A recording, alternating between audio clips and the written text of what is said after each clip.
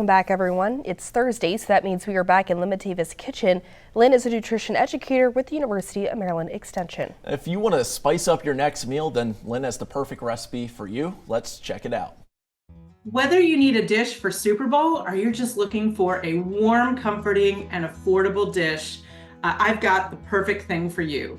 We're going to make something called Chilaquiles con Frijoles, and that is a tortilla bean casserole. So it comes in many varieties. A lot of times you'll see it on menus as chilaquiles con salsa, and that's a chilaquiles that's in a red sauce or sometimes a green sauce, and sometimes it's served with eggs.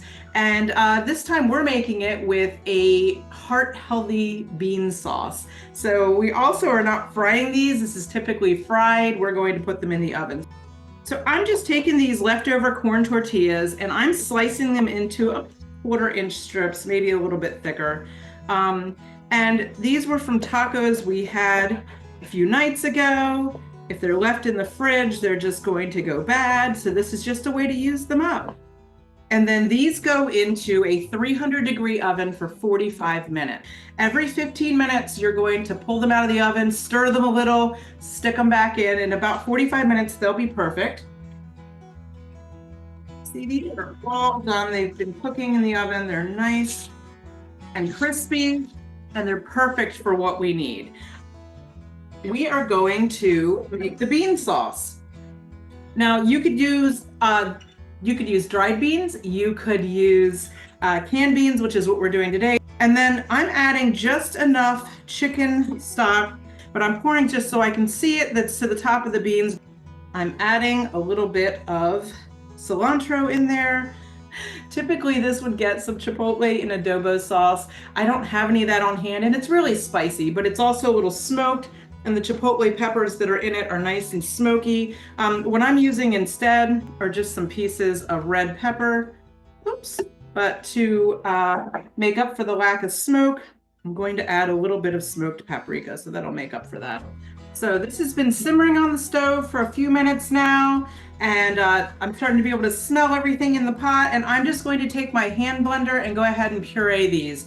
You could put this in a regular blender, just make sure to put a towel over the lid and leave it vented so that you don't burn yourself, because you can build up pressure in a hot blender that way. Once we get them all pureed, we get them into the consistency of kind of a thick soup. And then what we're going to do is add some of these crunchy chips back in.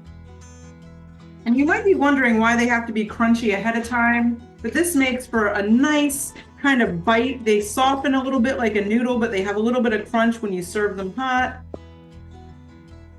So we pour this into a casserole dish for serving. And then what we do to serve this is just top it with a few things. It's such a great, warm, and comforting dish. It's something that's been a favorite of my family since my kids were very little. You can even assemble this in a crock pot. We could top it with a little bit of Mexican crema or watered down or thinned down sour cream if we had it.